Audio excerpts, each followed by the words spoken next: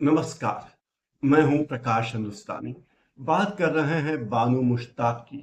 बानू मुश्ताक का नाम भी अब भारत की साहित्यिक दुनिया में सलमान रिश्दी, अरुंधति राय आदि के साथ लिया जा रहा है। वे बुकर पुरस्कार पाने वाली पहली कन्नड़ की लेखिका बन गई हैं। वे वकील हैं, सामाजिक कार्यकर्ता हैं और इसी साल उन्हें हार्ट लैम्प हृदय दीपा के लिए अंतर्राष्ट्रीय बुकर पुरस्कार मिला है। वे पहली कन्नड़ लेखिका हैं जिन्हें यह पुरस्कार मिला है। 1948 में कर्नाटक के हासन जिले में मुस्लिम परिवार में उनका जन्म हुआ था। शुरुआती पढ़ाई उर्दू में हुई, लेकिन 8 साल की उम्र में वे कन्नड़ स्कूल में पढ़ने के लिए जाने लगी। कन्नड़ भाषा के प्रति उनका लगाव बढ़ा और उन्होंने कन्नड़ में लिखना शुरू किया। पहली कहानी उन्होंने मिडिल क्लास में थी तब लिखी और मिडिल स्कूल की उस क्लास की कहानी को 26 साल की उम्र में कन्नड़ पत्रिका प्रजामाता में छापा। बानू मुश्ताक अपने लेखन में सामाजिक मुद्दे, महिलाओं के अधिकार, पितृसत्तात्मक समाज के दोष, जातिगत अन्याय, इन सब बातों को लिखती रही हैं। 1970 और 80 के दशक में उन्होंने बंदिया साहित्य आंदोलन की शुरुआत की। वो भी उसका एक बड़ा हिस्सा थी और जाति और वर्ग असमानताओं को चुनौती देने वाली उनकी कहानियां हमेशा लोगों के लिए उत्सुकता और जागृति का मंच रही।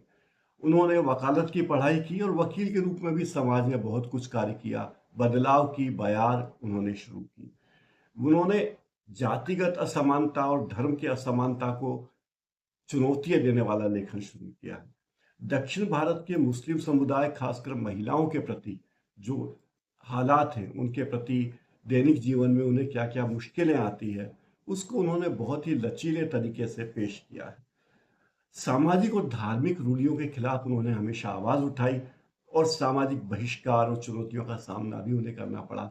लोगों ने कहा, बानू तुम ऐसा लिखती हुई जाओ, हम तुम्हें नहीं पढ़ते। पर अब तक उनके 6 लघु कथा संग्रह आ चुके हैं, उपन्यास आ चुका है, निबंध संग्रह आ चुका है और एक कविता संग्रह भी आ चुका है। उर्दू, तमिल, तेलुगु, मलयालम और अंग्रेजी भाषाओं में उनके अनुवाद हुए हैं। कई भाषाओं में वे छपी हैं। 5 लघु कथा संकलन उनके हसीना मट्टू इथारा कालेगुल नाम से छपे हैं। हेन्नू हदीना स्वयंवर एक लघु कथा संग्रह छपा है। हार्ट लैम्प, ये 12 लघु कहानियां इसमें है जो उन्होंने 1990 से 1923 के बीच यानी 33 साल के दरमियान लिखी। इसमें कर्नाटक की मुस्लिम महिलाओं के रोजमर्रा के संघर्षों, उनकी प्रतिरोध बुद्धि, बहनचारे को मार्मिक ढंग से बताया है। भाईचारा शब्द मैं नहीं कह रहा हूं, बहनचारा शब्द यहाँ उपयुक्त होगा। दीपा भास्थी ने इसका अनुवाद अंग्रेजी में किया और जब ये किताब छपी अंग्रेजी में तो इसने विश्व रंगमंच पर बानू को एक पहचान दिलाई। कर्नाटक साहित्य अकादमी, दाना चिंतामणि, अत्तिमावे पुरस्कार जैसे कई पुरस्कार उन्हें मिल चुके हैं। उनकी लेखन शैली बोलचाल की है, मार्मिक है, सामाजिक मुद्दों पर तीखी टिप्पणियों के लिए वो जानी जाती हैं और हाशिए पर रहने वाले समुदाय को भी मुख्य धारा में लेकर वे आई है। बुकर सम्मान के बारे में इतना ही कहूंगा कि ये विश्व का प्रतिष्ठित सम्मान है। 2005 में शुरू हुआ था।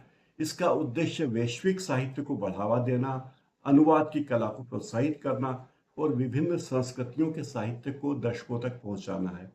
इसकी राशि 50,000 पाउंड होती है, यानी करीब करीब 50 लाख रुपए ये लेखक और अनुवादक के बीच साझा की जाती है, क्योंकि ये अनुवाद की किताब छपी है। इसमें देखा जाता है कि साहित्य में वैश्विक साहित्य को किस तरह बढ़ावा दिया गया, गैर अंग्रेजी भाषाओं के साहित्य को भी विश्व स्तर पर यह पहचान दिलाता है और उन भाषाओं को एक वैश्विक मंच दिलाने का काम करता है। जैसे कन्नड़, ये अनुवाद की कला को भी प्रोत्साहन देने के लिए किया गया। बुकर प्राइज विभिन्न सामाजिक भाषाओं, सामाजिक विभिन्नताओं, गतिविधियों को एक साथ लाता है।